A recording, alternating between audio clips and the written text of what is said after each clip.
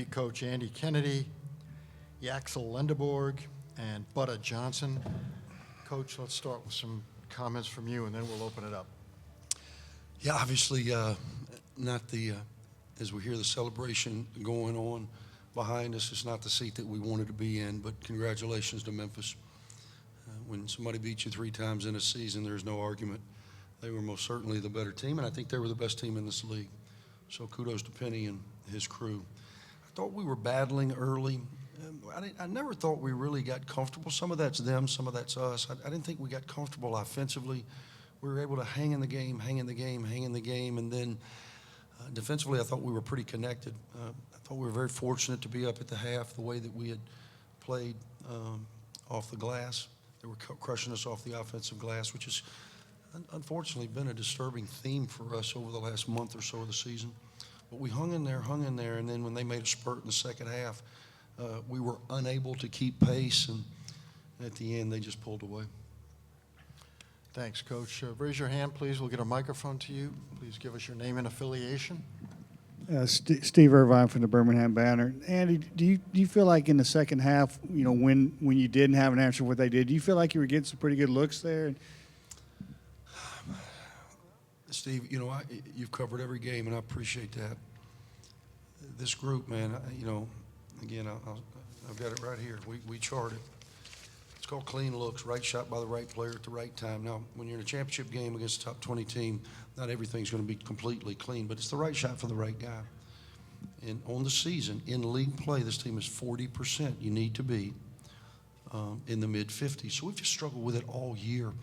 And when you know, Cisse and Danger inside, they combined for 26 rebounds. They're good players in there, man, getting those balls. So in order to be able to overcome some of that, you're going to have to make some perimeter shots. And we have just struggled with it all year long. And then for us to have 15 turnovers, you know, the reason we got to the finals last year, the reason that we were able to win the championship, we had less than 15 in 3 games to capture the championship. We had 12, I believe, coming into today combined, and we have 15 today. Those are things that you're just not going to be able to overcome against a team the quality of Memphis. Of those 15, do you think a lot of them were unforced, or you know?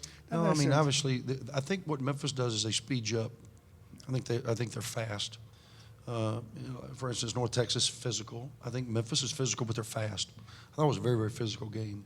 You know, and I think, and justifiably so, man. I mean, Yax has carried this group for a long, long time, and I thought he ran out of gas a little bit, and while the game was still, you know, a 2-possession game, his inability to get through contact against those big bodies, just because he's got a tired back. He's been carrying a lot of us. Yes, kind of on that note, I mean, did you feel like you got a little worn down in the second half, or? Yeah, I feel like I couldn't go, but you know I had to, so I tried to push through it, but it was hard to breathe. But you know, I guess I gotta get more in shape for if I get to play basketball next year and stuff. You know, just figure it out. But it's not that. I mean, you think about this. Yax had played. We had talked about it. P.J. Haggerty and Dane Danger as well. Yax plays tonight 39, Danger 39, P.J. 38 and 17. Those 3 guys play heavy minutes. Why? Because you want your good players on the floor. And so he won't make an excuse. But it's just I thought he didn't have quite the same pop. And I thought, again, I'll go back and watch the tape, but I thought we had some pretty clean looks where maybe we could have kept it within reach, put some game pressure on them. I didn't think in the last 7 or 8 minutes they had to feel much game pressure. With Yax, if this is, I'm not sure if you get an NIT bid or what's next, but with Andy, with Yax, kind of what has he meant to you in this program?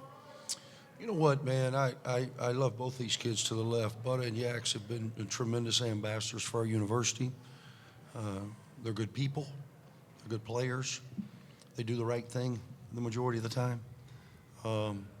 When we signed Yax, I went up, and Steve Mitchell will be able to tell you this. Steve Mitchell, the all-time leading scorer at UAB history, for those of you who don't know, does our radio, so he's right across the hall.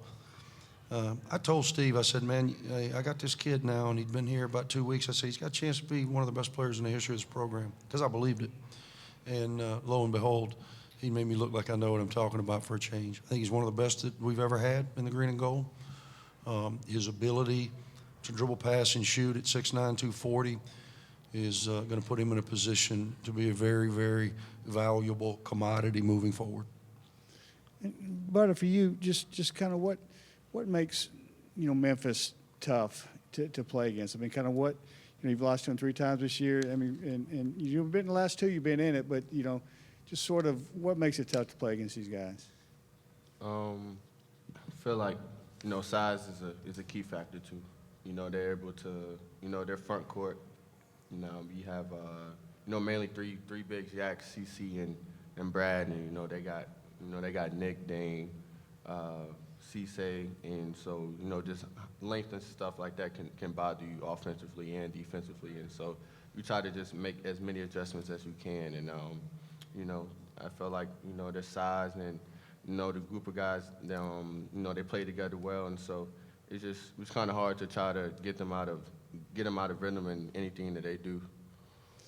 For you, you shot the ball well today. You often shoot the ball well in, big situations or big games type thing. What is it about big games you think that you shoot the ball well or, kind of produce offensively?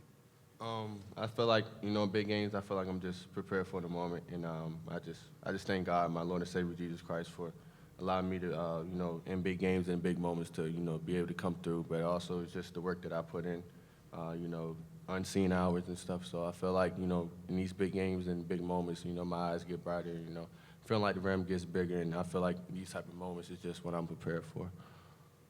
Yes, for you, what is these 2 years at UAB kind of meant to you?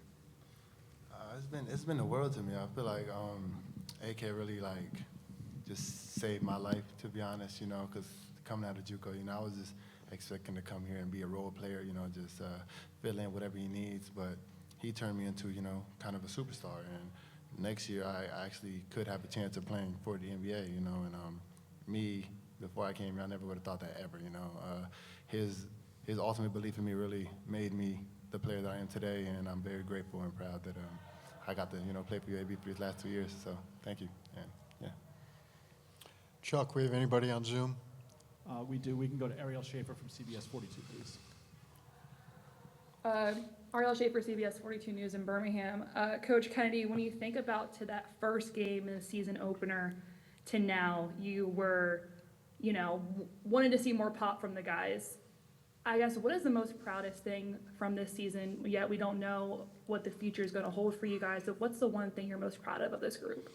I told him last night when we met, and I think it's maybe the most valuable trait any of us can have, and that's the ability to persevere. It sounds easy sitting on a stage to talk about perseverance, but when you're in the middle of it, having the fortitude to keep moving forward when things are not going your way, I think it's a very valuable trait, and I think this group epitomized that. We started off pretty rocky, and we really didn't have much of an identity, and guys were thinking, man, what has happened? Because the group that we had returning wanted to get back to this moment, and they forgot the journey that it takes to get back to this moment. And so we had some bumps along the road, but I'm just proud that these guys continued to battle and continued to move forward and put ourselves in a position on a big stage to try to go repeat as the tournament champion. Today, Memphis was the better team. They made the plays that are necessary, and I told them they'll be able to reiterate this. Again, I know this sounds crazy. I wanted to win as much as anybody, but I think they deserve to win. They beat us in effort areas, and they made more plays than us. And I think they deserve the opportunity to be champions, not only in the regular season, but also in the conference tournament. Thank you, Coach. Thank you, guys, and thank you to your SID, Paul McCaw. Great. Thank you, Jim.